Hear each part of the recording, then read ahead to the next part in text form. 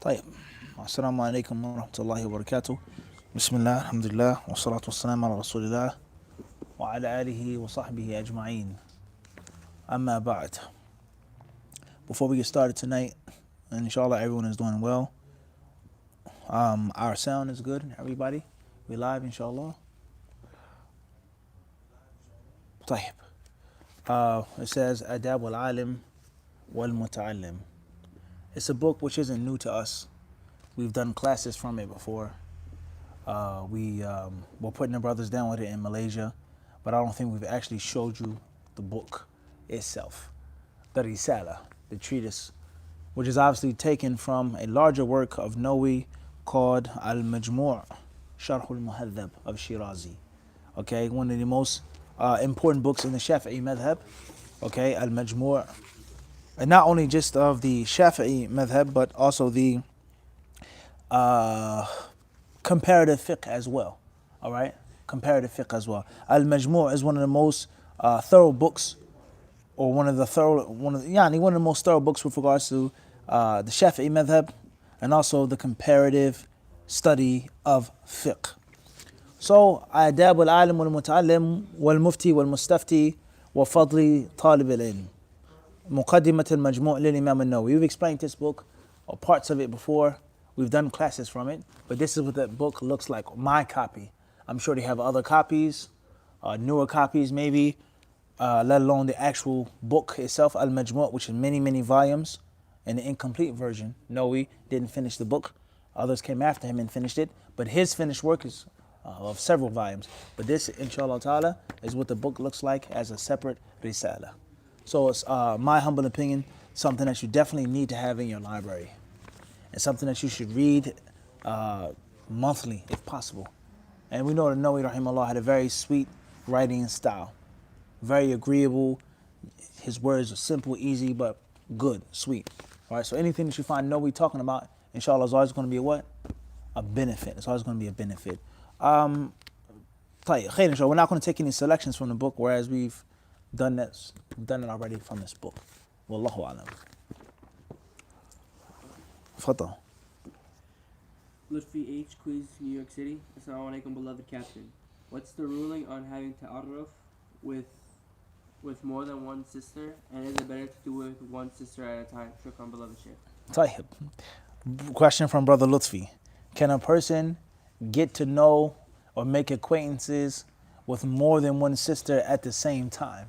He's looking to get married to either of the two, and he's not putting all his chips on one card game.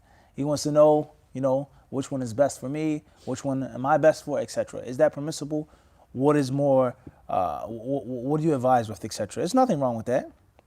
It's permissible. It's permissible for so many different reasons. First and foremost, a man can have up to what? 4 wives. Okay, so the ulama of Islam, they say that a woman and her family, her wali, her household, she can have a sit down with more than one brother at once.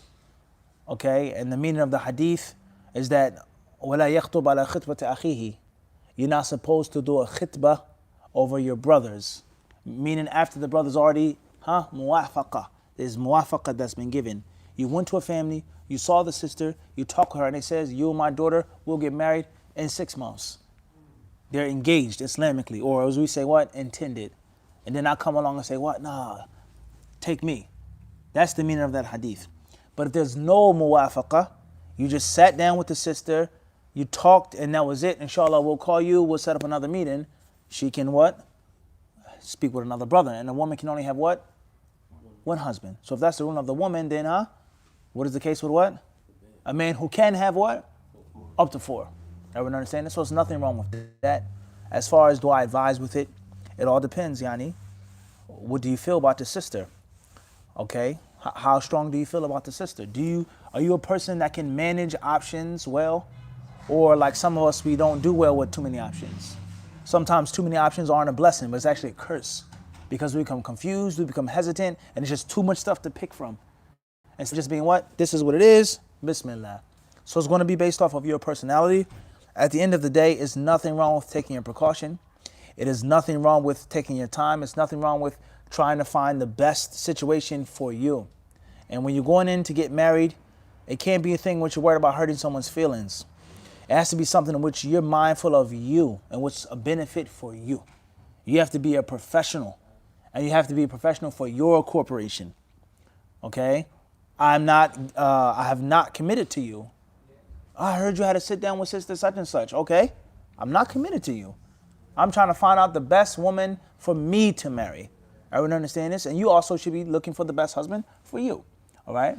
As far as if you're really engaged with the sister, like really, you've been talking for a while and she feels that you guys want to get married, then that's one thing. But if you're just out there, shopping or fishing, then what? May the best fisherman what? Win.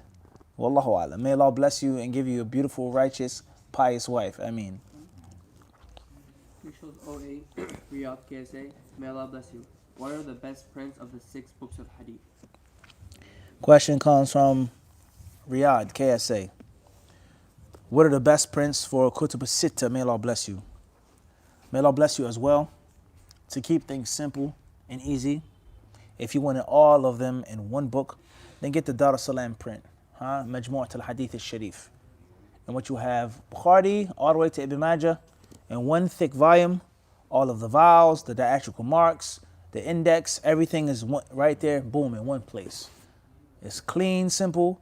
The print is a bit small, relatively small, but it's not tiny. It's legible. You can read it. You see what I'm saying to you? That's what I would advise with, to keep things simple. Wallahu alam. Initials AF, London, UK. Assalamu alaikum. Can you give some detail on the issue of teaching sisters without a covering? Question is from London. Can you give some detail on the issue of teaching sisters without covering? Tayyib. The concept of teaching sisters without covering is connected to other issues. Free mixing, khalwa, seclusion, lowering the gaze. Is the voice of the woman in awra? Can a man even teach women, period? Everyone understand this? Ala kulli hal, we were just in Birmingham, and we had a sisters session at one of the masjids there. And I don't know what was going on. I was in the car, and I think I fell asleep and woke up, or was between sleep and being awake. And the brother was on the phone talking, and when we got to the masjid, it was a sister's lecture. I was sitting in a chair, and there was a screen and an empty musalla, and that was the sister's talk. So our host and some of the brothers, they said, what's the purpose of this? Why is it a sister's talk and there's a screen here? If it was just going to be him talking to nobody, then the brothers could have come in instead of it just being you talking to an empty space with a wall there. What's the purpose of that? I.e., the whole purpose of the sisters' class is for the sisters to get the attention and for them to have the time and for them to feel that there's some type of special knowledge being dedicated to them. Everyone understand this? So why are you teaching sisters? What's the purpose of teaching the sisters? Is there a specific reason that you have? You just want to give general classes, general dawah? Then there's no need for it to be what? For sisters. As far as if you have a specific intention, a specific objective for teaching women, then that's a different atmosphere with regards to sitting in front of them or not what? Sitting in front of them. Everyone understand this? And it also depends on what you're teaching them. What you're teaching them. Are you teaching them a science like Arabic, Quran, or are you just giving them a lecture? Is there a need for you to be sitting in front of them and them not seeing? Well, hakada. And it depends on obviously how those sisters cover, how they dress. Okay? It depends on their madhab as well. What they feel is ikhtilat and haram. And how does it work when there's a brother speaking to women? There are different ins and outs with regards to this. At the end of the day, you can't lose by staying away from it. You can't lose by staying away from it. And if you have a problem or an issue or something problematic, then I would say don't even teach classes to sisters, period. Unless you're willing to have your proofs and evidences for whatever of the two roads you take. A man cannot sit in front of women, even if they're covered in all black, period. La yajuz. And this is the dalil. And this is my opinion. Tayyib, la bas. Or a man can sit in front of women. He's not staring at them. Hopefully they're not staring at him. They're not alone with each other. They're not touching each other, so on and so forth. And this is my proof and evidence. Kada, kada, kada. And I'm willing to stand on that. If you're not willing for either of those two things, you're going to be in the middle. and you should avoid it. You should stay away from it because there are many brothers who are going to have a problem with you teaching women, period. As the brother said in the UK, he said, my ghayra is too much for you to be sitting in front of my wife. I'm too jealous. That's fine. There's nothing wrong with that. So stay away from it if you're going to be caught into that type of situation. And obviously, is a huge problem with regards to the lack of proper fiqh, the lack of the proper understanding of the text of the Quran and the Sunnah, and applying all of them, not taking one hadith and one ayah, for or against, but taking all of the adillah, in which you have to look at all of the hadiths and come out with a conclusion that there was no interaction between sexes in the time of the Prophet ﷺ, period. If you cannot come out with that conclusion from all of the authentic hadiths, then you're going to say there was interaction. What type of interaction? How was the interaction? How were the women dressed? How were the men dressed? What was said? What was done? Was it a what? A need. As far as a black and white ruling, sit in front of the sisters 100%. You cannot sit in front of the sisters 100%. Then obviously you either haven't taken no proofs from Quran and Sunnah, or you've only taken what? A selected few, or you've taken all of them, but with a full cup, with an agenda, with presupposed facts, let alone just taking the fatwa of a sheikh. And once again, there's nothing wrong with that. When we say taqleed, if you're a layman person and you can't study, and that's one thing. Even though some ulama of Islam, such as Ibn Hazm rahimahullah and others, they held the view that taqleed la yajuz, bihal. And there were many modern day scholars who had the same view. We don't want to mention their names right now. We'll save them, inshallah, for another time. They held the view that taqleed was what? Absolutely haram. There's never a time which you can make taqleed. And even the ammi has to try his best. La yukallifullahu nafsan illa wus'aha. But the point is, for those who say that there's a time or a place in which there's some type of taqleed, as a necessity, and someone who's a layman person is not like someone who's a student of knowledge. So when we initially come down upon muqallideen and people who promote it and support it, rather force it upon others, we're talking about people who are supposed to be tulabul ilm, let alone scholars. How can you be a person of taqleed in which you're not looking, investigating, and using your mind? That's a problem. So this is the issue of free mixing, of looking at the opposite sex, talking to the opposite sex, teaching the opposite sex. You find people on one side of the extreme, people only taking one fatwa, people only taking one hadith, people not investigating and having a thorough conclusion on what is the ruling of gender interaction in what? In al-Islam. And of course, if we agree or differ, it's going to be things of ijtihad. You may say it's permissible to sit in front of the sisters. It's not haram. I may say it is haram. If there's no clear-cut evidence, there's mutual respect. So stay away from it if it's going to cause you confusion, if it's going to get you refuted, if the brother's wife or the brother's husband is going to, the sister's husband is going to, not the brother's husband, the sister's husband is going to step to you after the class, then what? Stay away from it. And this is I'm speaking what? This is real life stuff. Many brothers, they get a problem with this. My sister went to your class, you were talking to my wife came home and she said, I don't have to do this, it's not obligatory, this is the proof. Many problems you can go through by educating women, unfortunately. Wallahu alam. This shows FA, Houston, Texas. Is being a judge in America kufr akbar? Questions from where? Houston, Texas. Houston, Texas. Is being a judge in America kufr akbar? At the end of the day, Shaykh al-Islam Ibn Qayyim rahimahullah is quoted in al-Usul al-Thalatha, the three fundamental principles of al-Islam. Ibn Abdul Wahhab quoted him saying about the taghut and rejecting the taghut and kufr bit taghut, وَرُؤُوسُهُمْ خَمْسَةٌ.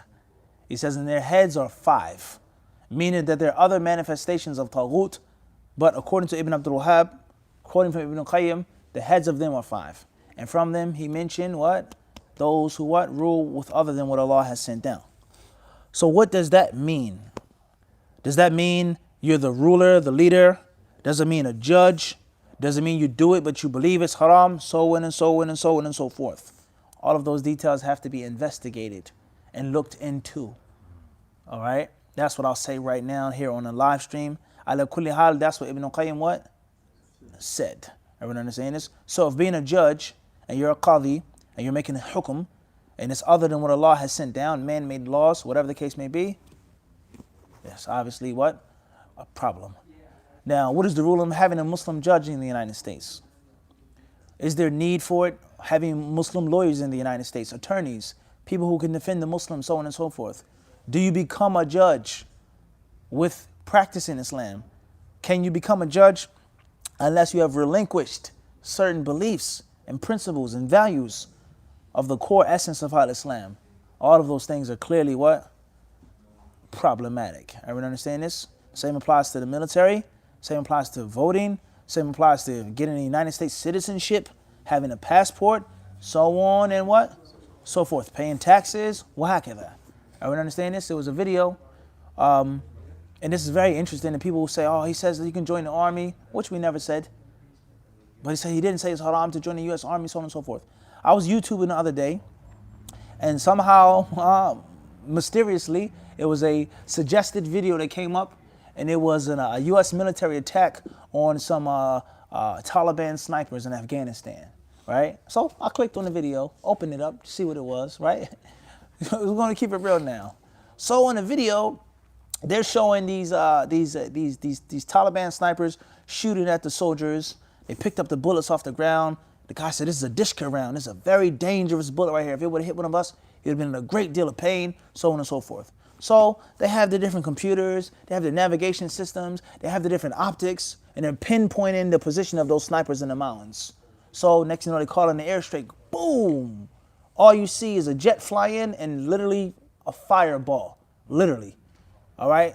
Then another one comes in, you see another fireball, all right? And obviously, that was the end of that.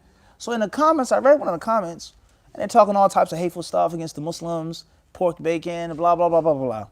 In the footnotes, I had the mahal shahid, this is the highlighting point. Somebody said in the footnotes, it's good to see American tax dollars going to use for a change. It's good to see what? American tax dollars being put to use what? For a change. In other words, an American complaining about the roads, the schools, the systems, but it's good to see that our tax dollars are what? Going somewhere to destroy and kill those Afghani, Taliban, Muslim terrorists, whatever you want to call them.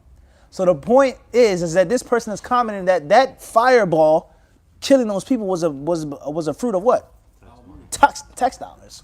So it's haram to go into the army, and it's also haram to do what?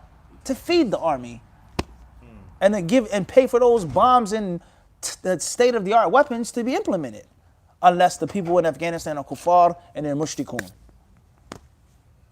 So it's a problem. It's what? It's a problem from many aspects. So we ask Allah to protect us from this. Wallahu alam. This shows AI, Springfield, Virginia. What's the benefits of money for someone who is uninterested? The benefits of money? For someone who's uninterested. Who's uninterested? Give it away. Give it a sadaqah. Pay zakat. Give it to the students of knowledge. Give it to the masjids. Give it to the people who are starving and hungry. Alhamdulillah, that's a virtue. Yani, how better would our lives be if we didn't have so much of an interest in money? Let alone greed and worship of money, A'udhu billah, and brand names and expensive, luxurious things. These things plague us.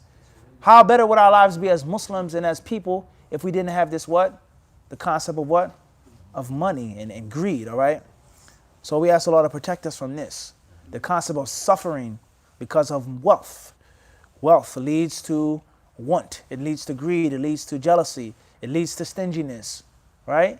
Ibn Qayyim rahimahullah ta'ala and Al-Jawab al-Kafi or Da'wah Dawa, he mentions the 3 stages of punishment that the person must go through who is attached to other than Allah, or who wants or desires other than Allah. He says he's going to be punished 3 times. He's going to be punished before he gets the possession or the thing. A woman, money, diamonds, whatever it is, because he wants it. The worst punishment is to go window shopping and you have no money. You want that thing. You're just walking around. What?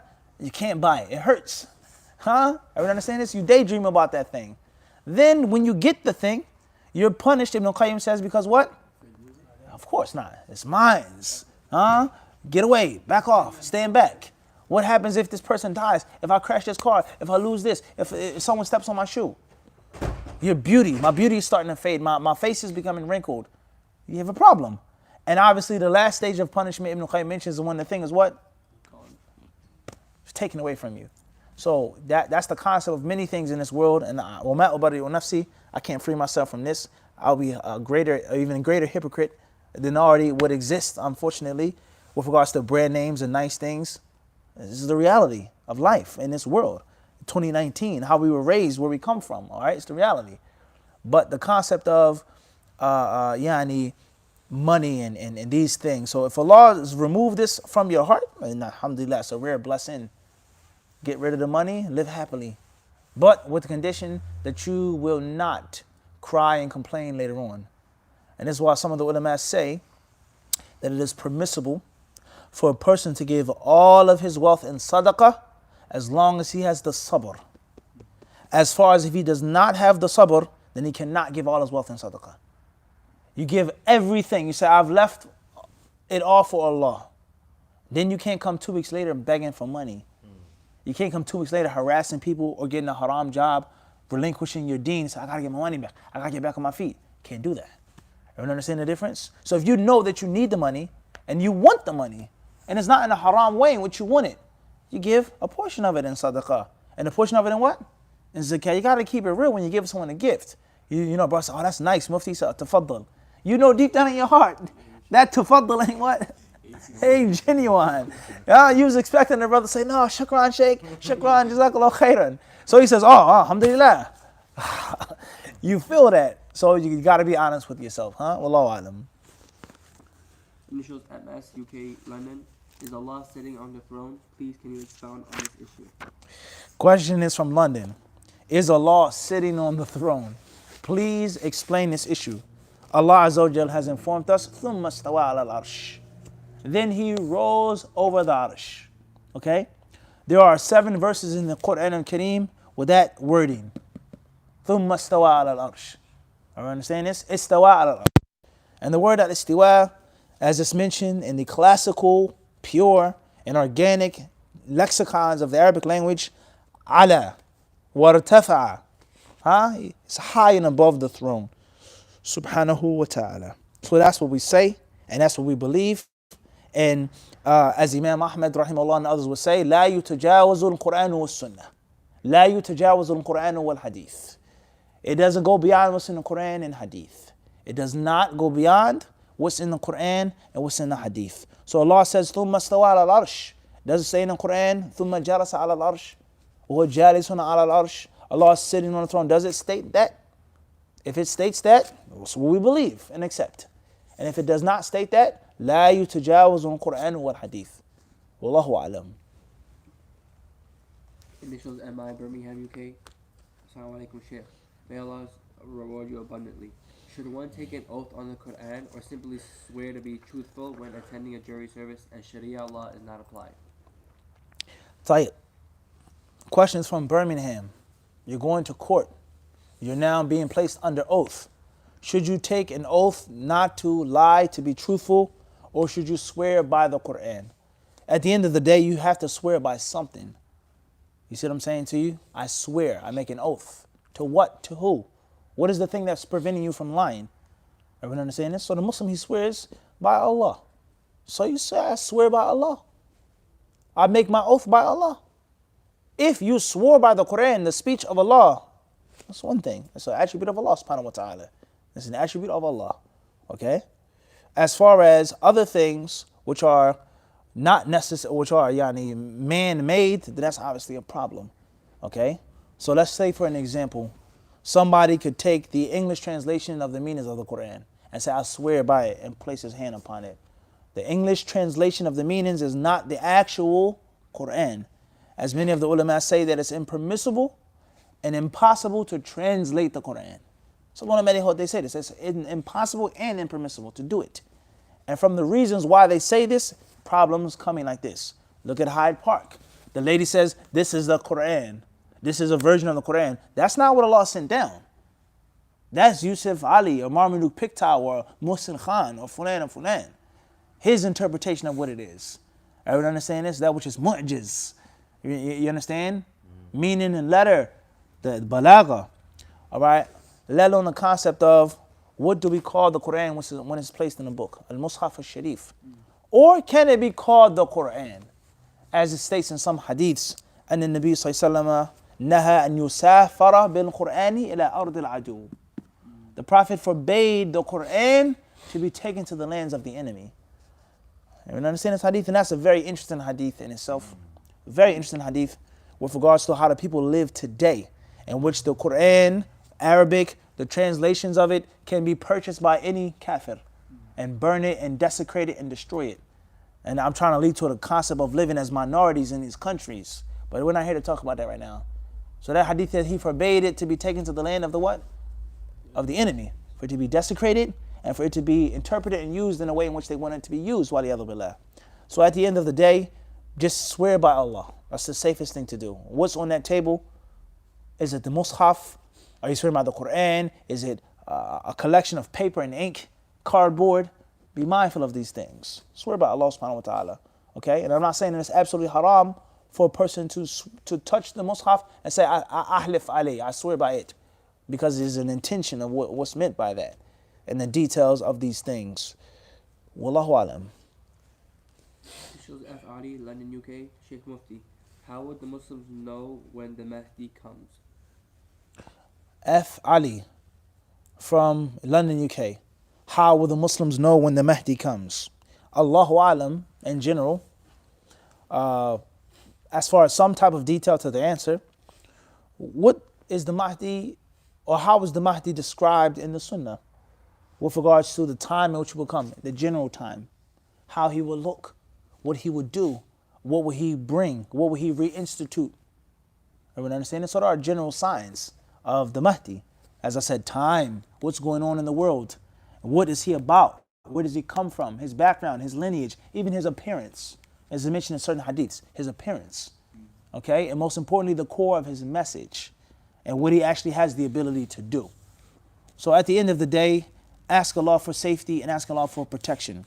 These things that will take place towards the end of time, these things that will come, the Mahdi, the Dajjal, these different apocalyptic fitan and things like this, ask Allah for protection. If you're alive during that time, ask Allah for firmness before time. And if you die before then, ask Allah to make you firm in your grave. And of course, we believe in the Mahdi because it's in the hadith of the Prophet ﷺ. Just like we believe in the Dajjal and we believe in the other signs of Qiyamah, the major signs, the minor signs, and the other malahim and the fitan. The things that are going to come, they're going to change and shake up the world. We believe in these things. If we realize them in our lives, and if we don't, we what? We believe in them. And we try, most importantly, is to protect ourselves and ask Allah for protection and prepare ourselves. As the Messenger of Allah says, he was asked, Mata sa'a, when will the hour be? And he asked him what? He says, what did you prepare for it? That's the most important thing now, is what is your preparation for the hour? Wallahu alam. This shows F.A. Houston, Texas. Is being a lawyer mostly kufr in America? Question from Texas. Being a lawyer, is it kufr? I would say, and Allah knows best, I don't think it's as bad as being a judge. Are there certain loops that you're going to have to jump through? Being in the courtroom, there's no question about that. First and foremost, calling someone your honor. What's the permissibility of that? Can you call someone your honor? Can you call a non-Muslim and say your honor? Let alone he is clearly ruling and judging with man-made laws. Whether it's kufr akbar, taghut, or whatever, the previous question. But there's no doubt what he's doing is ma'siyah. Can you call him what? Your honor. That's a problem. Standing up for him is a problem. Things like this. At the end of the day, if it's a necessity for there to be a Muslim lawyer, which oftentimes it is. Sometimes you have to have a Muslim lawyer, okay? One may say that, and one may say no. One could argue with that point. He may say you do not have to have a Muslim lawyer. There can be a non-Muslim lawyer who knows the law, who deals with the law, and defends the rights of the Muslims. It has nothing to do with religion. You're holding my client, so on and so forth, just because of his background and his lineage. What rules has he broken? What laws did he violate? What guns or explosives did you catch him with? It's a law. It has nothing to do with what? Religion. You see what I'm saying to you? So this non-Muslim, he doesn't believe in the Sharia of Allah and the impermissibility of ruling with other than Allah has sent down, etc. He's defending you. They harassed you, they arrested you, they pulled you over, they held you up, they banned you from coming to the United States. Why have you done that to my client? These are all of the conditions he fulfilled. He filled out all of the paperwork. Why are you rejecting his stuff? So is there actually a necessity to have a what? Muslim lawyer. One may argue with this point. One may say it's best to have what? Non-Muslim lawyers. Whereas he has no type of what? Partiality towards you. He's Jewish, you're Muslim. We're here to discuss the law of the United States, not dogma, theology, and religion. Period. If you cannot prove my client guilty, you must let him walk no matter where he comes from or his own political views. If he feels America is evil and it's tayyib, that's his what? View has nothing to do with the what? The court of law. So, if there's a necessity for Muslims to be lawyers in this country, then that's one thing. We know the rulings of what? A durura, of necessity. If it isn't a necessity, then of course it's going to be something which you're going to be surrounded by many things which are at least what? Mushkil. At least what? Problematic. At least. At best they're going to be what? Problematic. Let alone clearly haram, let alone things which could be kufr akbar. And refuge is sought with Allah. Initials MK, Sydney, Australia. Assalamu alaikum Mufti. Can you please explain the hadith of a man taking another man's seat with some details, and is it authentic? With regards to Sydney, Australia, next question. A man taking another man's seat, is it authentic, and what does it mean? Inshallah ta'ala is an authentic hadith, and the meaning is simple, is that Islam looks after people's feelings, and it looks after people's rights, and Islam promotes justice, and Islam in many instances, and not all, promotes equality, but not all the time. But many issues there is total equality, and other issues it's not equality, but there's what? There's justice. It's not zulm. Everyone understand this?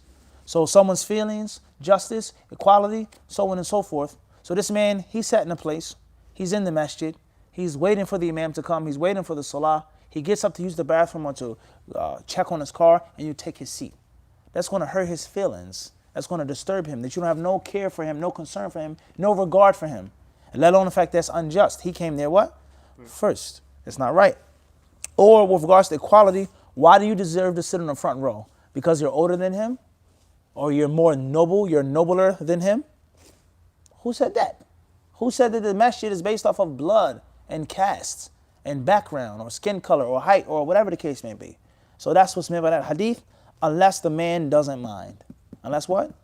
He doesn't want to say, go ahead, Fadl, you can have my seat, go ahead. You want to sit closer? No problem. You're older, you're younger, you're a kid, you're a knowledgeable brother, go ahead. You take the front row seat. That's one thing. But if he doesn't give you that permission and he doesn't allow you, then that's a problem. And the reason why it's a problem, the things that I just mentioned. Wallahu alam. Fadl. Is it haram to eat or drink while laying down or reclining? Is it haram to eat or to drink while laying down or reclining? As far as an authentic hadith that prohibits that, if we have that, then it's either haram or makruh. But if there are hadiths which are not authentic, or which the ulama differ, or no hadiths at all, then the asl is ibaha. It's permissible until clearly proven to be what? Impermissible. And any other issue, standing, walking, sitting, lying on your stomach, sleeping on your stomach, either there are hadiths, and the next scenario, those hadiths are authentic. It's either going to be haram or what? Makruh. Or those hadiths aren't authentic. Or some of the ulama differ on them. You have to pick one of them. At the end of the day, you shouldn't do it. As far as it being haram based off of an authentic text, I won't necessarily say that. Wallahu alam. Initials BM, Toronto, Ontario. What's your advice to a sister who hasn't been married before marrying a brother with kids? Look at the quality of the brother. If he's a good, righteous brother, he's honest, he's handsome, strong, he's somebody that's a good husband for you, bismillah. Matters not whether he has kids or not. You may marry a brother who's single, a brother who's a virgin, a brother who has no kids, and he may be a horrible husband for you. He may be a bad husband, he may not have no money, he may have a weak physical body, he may not be handsome how you want him to be handsome. What's important is the compatibility between you and him. If the compatibility is strong between you two, and you feel like he's a good match, then look towards the kids. How many kids are there? Ex-wife. Do I have the sabr to have kids? Do I want to be in that type of blended situation, that blended household? Because marrying someone and they have children is obviously sometimes it's problems. Ex-husband starts tripping. Ex-wife starts bugging out. Start fighting, arguing, so on and so forth. Stepchildren treat you like trash. happens. They don't want to talk to you. No, you're not my dad. You're not my ummi. You're not my real dad. Get out of here. What is the situation? All stepchildren are not like that. Many, if not most, are. But not all. Everyone understand this? So look at the situation after you've already affirmed the fact that there's a good deal of attraction, compatibility, and chemistry between what? You and him. Don't exclude the situation if that's there. Wallahu alam. This was HK, Manchester, UK. Would you recommend Ibn al-Qayyim Dar al-Sa'ida? Dar al-Sa'ada, Miftah Dar al-Sa'ada. Any book of Ibn al-Qayyim buy. Arabic or English. Any book. Good translation, bad translation, whatever. Whatever you have Ibn al-Qayyim, get your hands on. No question about that. This shows AA, Miami, Florida. Are there any validity in doing special acts of worship on the 15th night of Shaban? Tayyib, with regards to Shaban, we've answered this question before. I don't consider those hadiths to be authentic. Shaykh al-Islam ibn Taymiyyah, rahimahullah, we were in the UK, Mr. Halal Money, Abu Nusayba, he asked us about this, and I said, Allahu A'lam. Then I did some more research, alhamdulillah, and found some statements of Shaykh al-Islam ibn Taymiyyah, rahimahullah, regarding the middle of Sha'ban. And Ibn Taymiyyah, rahimahullah, he didn't necessarily promote any special ibadah on that night. But he mentioned, he says, Tawa'ifu min al-Muslimin. Some groups of Muslims have done certain things. And there's some akhbar, authentic or not, but they're what? The reports on the night. Ibn Taymiyyah, rahimahullah, when you read his statements, he answered the question in a very, very, very diplomatic way. And he never affirmed it or made tabdi' or tadlal of those who do, because he has salaf from the ulama. So I wouldn't consider those hadiths to be authentic with regards to special prayers, special things, special fasting at the middle of Shaban. Wallahu alam. This shows MK, Sydney, Australia. Who are your top 7 scholars you have in your arsenal? Question is from Sydney, Australia. Who are your top 7 scholars that you have in your arsenal? Interesting question. Interesting question. May Allah guide us all, protect us all. I mean, at the end of the day, yani, it's a hard question, yani. There's so many different ulama, yani. So many of them. If I had to name some, from the Salaf al-Salih, and from the early ulama, and FYI, when people say, well, why don't you quote the modern day scholars? It doesn't mean that there aren't any scholars. And it doesn't mean that we don't have no love and respect for them. Of course, we've studied with them, as we've proven before, when some other person tried to make that claim. Okay, we ourselves studied with modern day scholars. And if it wasn't for those modern day scholars, there would be no HadithDisciple. So no one is taking that away from them. But if it's an issue of a debate or an issue ruling with other than the law sent down, these things like this, you have to go to the time in which the world was different. You have to. And that's because certain interpretations, certain explanations, certain different statements did not exist when the Muslims lived differently. And you can't deny the reality that if you're living in someone's house, you're their guest. It's one of you and it's 20 of them. And they ask you about a problematic hadith or an ayah or something, you're going to be mindful of that, how you give the answer. And you're not just going to come out and say, what? This doesn't work like that. It doesn't what? It doesn't work like that. But if it's 20 Muslims, walaikum salam, and one non-Muslim, that non-Muslim doesn't live in your house, they're your neighbor, they come over, whatever, it's a different what? And then this is something that we cannot deny, home field advantage. The power of home field advantage. It makes a huge difference. So we are in someone else's arena in court. We're the minority. We're weaker. We're this, we're that. So therefore, there were certain interpretations of this hadith, whatever the hadith is, or whatever the ayah in the Quran is, about jihad. Or Al-Hukm want to answer in a different way how they answered it what? 100 years ago. Let alone what? 200, 700 years ago. It was different. Where the Muslims lived in one country, where the Muslims had izzah, they had might, they had power. It's a huge, huge, huge difference. So this is one of the reasons why we say that let alone the fact that following the Salaf is not restricted to Aqidah. Following the Salaf and understanding is in every aspect of the deen. Fiqh, Hadith, Adab, kullu shay. Everyone understands this, but it doesn't mean there's no disrespect. It is disrespect to what? Modern day scholars. Even though we have clear problems with modern day things. Clearly. That's something no one can deny. How a person can change and flip. One day he's this and the next day what? Nothing. That's a problem. But there's no Abu Hanifa. Whatever Abu Hanifa was, he what? It's done. It's sealed. It's over. There is no changing. Imam Ahmed can't change. Everyone understand this? Ibn Abdul Barr can't what? He can't change. Let alone the fact they weren't influenced by the government. Good government or bad government. They weren't influenced by these things. So it's a huge difference. So if I had to pick 7 scholars, all of them being of the past, excluding the Sahaba and the Tabi'een, actual people after them, of course, Yani Imam Ahmed, no doubt about that. There's no question about Imam Ahmed. Imam Muslim, Imam al-Bukhari, Tirmidhi, Abu Dawood, Nasa'i, Ibn Majah, Imam Malik, وهكذا. Is that 7 or not? That was 8. Type the extra one, the freebie. Next question. Assalamu alaikum, Mufti MZ from Brussels, Belgium. How do we look forward and want to meet Allah like we should, but are ashamed of meeting Allah with the mountains of sins that we carry? Question comes from Brussels, Belgium. Looking forward to meeting Allah, but at the same time being ashamed and afraid of all of our sins and our mistakes and things like this. Is a balance. It's a balance. Fear and hope. Hope and fear. Some of the ulama of Islam, they say that when you're young and strong, you should have more fear than hope. Have more fear than hope when you have the ability to make sin. As far as when you're older and weaker, sicker, closer to death, then you have more hope than fear. And then some of them say that when you're on your deathbed, you should have no fear. Nothing but hope. Because it's useless now. You can't do nothing. You're about to die. You're very sick and ill. Hope for Allah's mercy.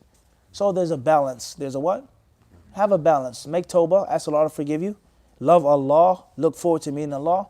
But at the same time, it's a reality that we have sins. We make sins. We have mistakes. We have shortcomings. But just think about how bountiful and kind Allah is. Allah's mercy is more than His wrath. Everyone understand this? What Allah has asked us for, what He has requested us, is nothing what Allah deserves. Yani, what Allah truly deserves. All of Allah's blessings upon us. The amount of service that we give to Him is what? The slave is still what? Getting the better out of the deal. He's getting the best out of the deal. You still make so many mistakes. Allah loves you when you make tawbah. Allah forgives you of your sins when you make tawbah.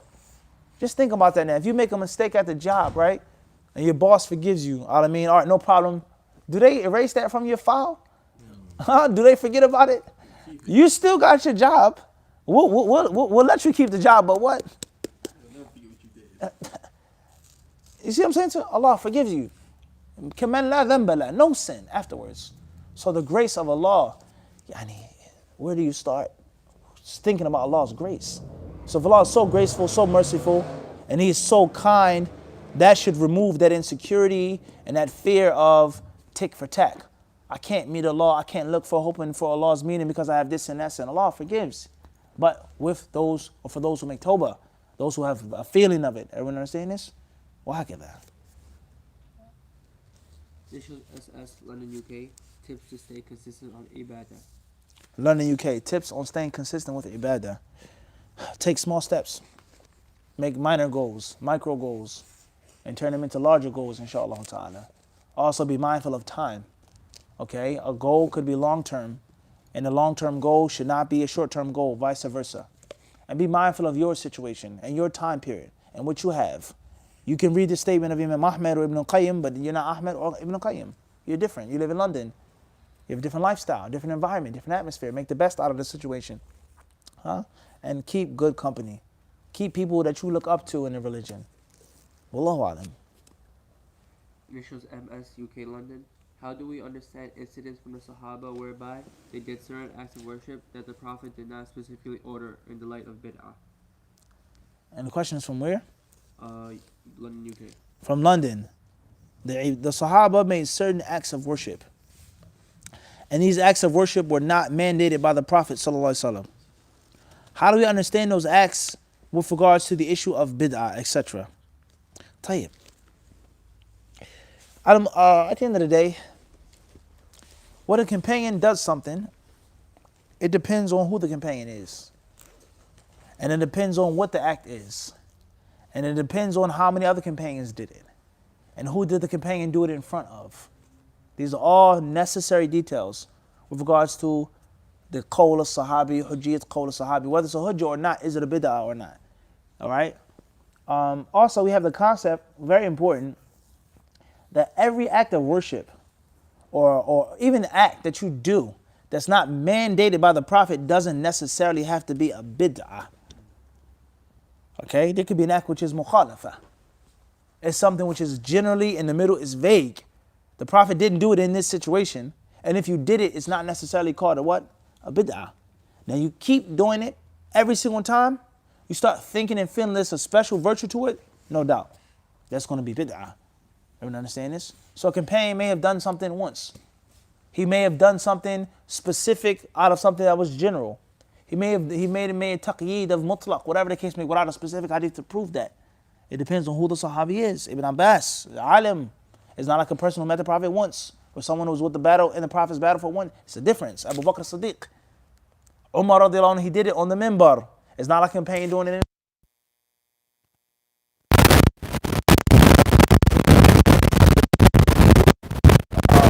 water in your eyes 7 times, putting water in your eyes 3 times, putting water, washing your feet 7 times. Allah says, wash your feet. Okay, the Prophet, alayhi salam, we know that he legislated 3 times. But does it mean it's haram to go to 7? It be a detail in regards to this. We have to be mindful of the mannerisms, speaking about the Sahaba. But of course, people go extreme. Unfortunately, with regards to bid'ah, everything is bid'ah. La hawla wa la quwwata illa billah. A great deal of confusion has been caused in the ummah, Unfortunately, that's all we'll say right now. Assalamu alaikum, Sheikh. Was acne known during the time of the Prophet sallallahu alaihi wasallam? Is there any Islamic remedy you know of to treat it?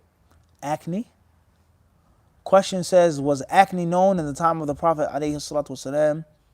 Is there any prophetic way of treating it, etc.? Allahu alam. The Sahaba were humans. They had faces, they had skin, they had oil and grease. They had, different levels of dermises, whatever, different levels of skin. They were humans like us. Of course, their diet was a bit different than ours. No doubt about that. Their climate was different. Their time zone was very different than ours. Okay, all the different types of junk and poison and toxic that we eat, knowingly or what? Unknowingly. You may think you're organic and you're a vegan, you're this and that, but you're in the air conditioning, or using Wi-Fi, or driving in a car. What is the whole dashboard and steering wheel? Where does that come from? What is that made from? Everyone understand this? Smog and fumes and smoke, all types of stuff. Things are in your water and your food that you don't even realize and think about. Okay? So the Sahaba, no doubt, they lived in a different time in a different place, let alone their diet was different. Did they eat meat every day? Did they eat meat every meal? I'm not saying that meat is the only cause for acne. All right? So one's diet is a part of the reason, and also genetics. I know people that drink nothing but soda. Every day they drink soda, Mountain Dew. And I'm not talking about Omar, They drink Mountain Dew, the green Monster, the blue Monster, the red Monster, right? And they have no acne whatsoever. Period. No bumps on their face, period. And you find other brothers that barely drink soda, barely have sugar, grease. And they have what? Sometimes it's genetic. Sometimes it's from another cause, another reason. All right? So that's first and foremost. Of course, beauty was known in the time of the Prophet. All right? Covering the face was known in the what? Time of the Prophet. A handsome man was what? Was known in the time of the Sahaba. These things were known. All right? At the end of the day, the prophetic medicine, quote unquote, is of 2 types. We have issues in which is a specific hadith stating that a thing is blessed. Allah has blessed this. It is a shifa of kulli da', honey, shuniz, black seed, so on and so forth, right? And then we have other things, practices of medicine that the Prophet did because that was known in Arabia at the time. And there could be something today which is what? Better or worse. If you want to take it like the Prophet did it, that's fine. And if not, it's not ibadah. Unless you have the specific intention of imitating the Prophet to the T. Everyone understand this? And many people, they don't understand this very important, detailed point of the prophetic medicine. I'm going to give a third type that I've never, you don't find mentioned by this sheikh or that sheikh talking about the prophet's medicine, is Ibn al-Qayyim's words. And Ibn al-Qayyim's medicine. In actuality, the prophet's medicine, which is a selection of Zadul Ma'ad, and that's FYI as well. The book in English, the prophet's medicine, is not a specific book of Ibn al-Qayyim. It's a selection from provisions for the hereafter. Zadul Ma'ad fi hadyi khayr al-ibad. So that chapter is understood in light of what? The rest of the prophet's life. Everyone understand this? Tayyib. If you read that book in Arabic or in English, there lies no doubt that there's tons of things in that book that have nothing to do with the prophet or the time of prophecy. Things that Ibn al-Qayyim is mentioning is good for this and is bad for that. Understand this well. Ibn al-Qayyim came hundreds of years after the prophet. Many hundreds of years after the Messenger. He died in the 8th century. Okay? So there's certain things, let alone Ibn al-Qayyim, his climate and his background and atmosphere was different than the prophet. He's Shami. And the prophet is from Arabia. Different amount of heat, different type of climate. Everyone understand this? Let alone Ibn al-Qayyim, his background, what type of genes, mixture, etc. Involvement or dealings with the Christians, etc. Everyone understand this? So the bottom line is Ibn al-Qayyim mentions many things in that book which have nothing to do with Bukhari, Tirmidhi, Abu Dawud, Muwatta Malik, period. I'm not saying that they're bad or wrong, but that's Ibn al-Qayyim's what?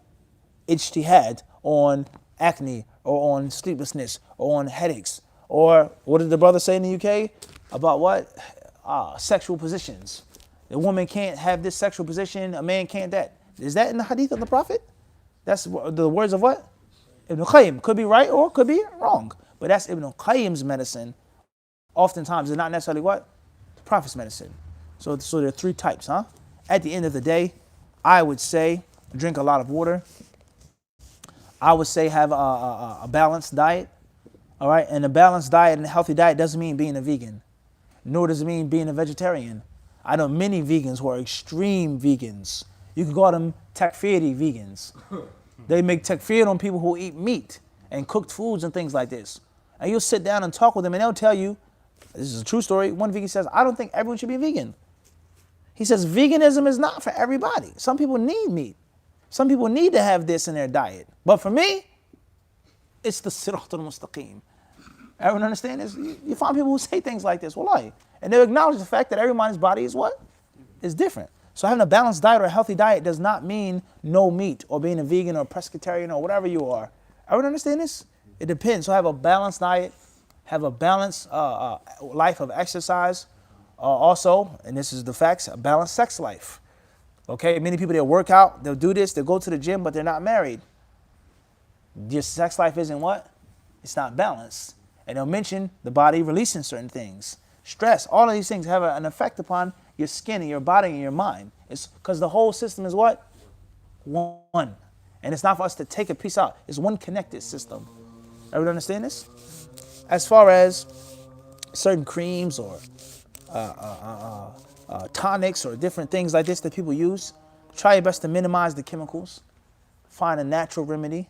Okay, there are many out there. And see a specialist. A what? A specialist. And I would advise to see an herbal specialist and a modern specialist. Both schools. Take the benefits from what? Both schools. And find something that's appropriate for you to reduce the acne or to heal the scars that you may have on your face or other parts of your body. And if the acne doesn't go away, you have scars, beauty is in the eye of the beholder. And if you have a good personality, you're a good person, even if you're insecure about your acne, hey, what? Who cares?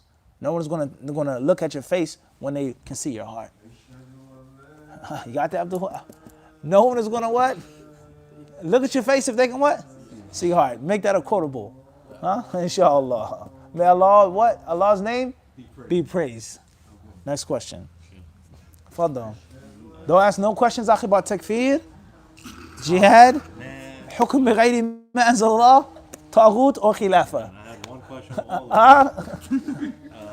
Is the term dhabiha or zabiha halal a modern day invention? And should we or should we not differentiate between Ahlul Kitab halal and Muslim? طيب. خير إن شاء الله. Ashhadu anna Muhammadan Rasulullah.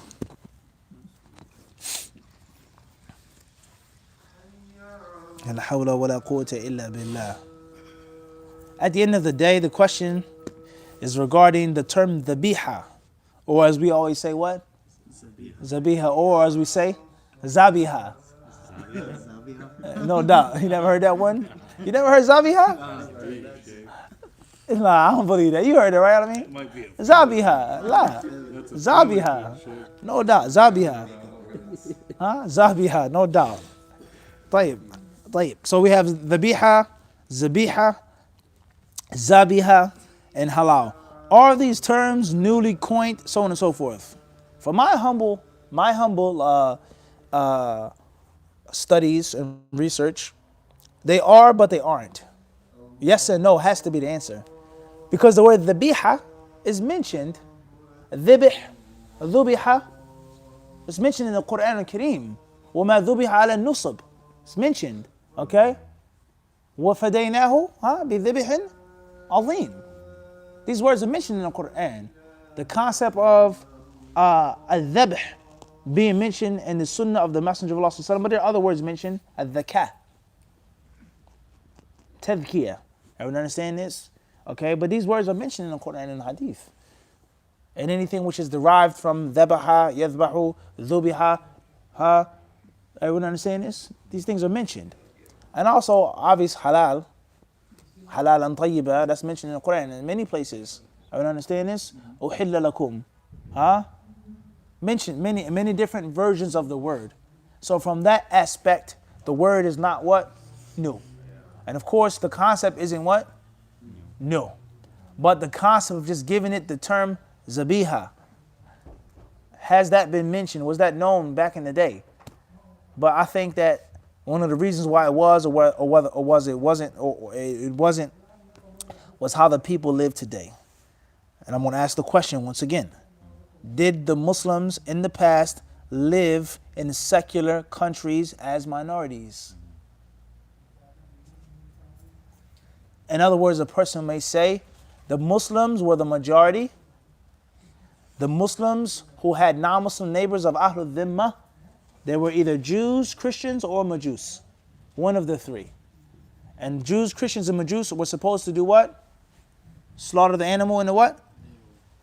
In a way that the Muslims slaughter it. So one could say, Tayyib, one could possibly make this statement what? One could say that there was no such thing as zabiha halal. It was just what? Slaughtered. Everyone understand this? Now, when the Muslims encountered non-Muslims other than Kitabis, or Kitabis that did it in the wrong way, that's a different story. But did they use that term, dhabiha, madhbuh? Did they even use those words how we use those words? At the end of the day, when we were in California, because this question needs a detailed answer, we run out of time.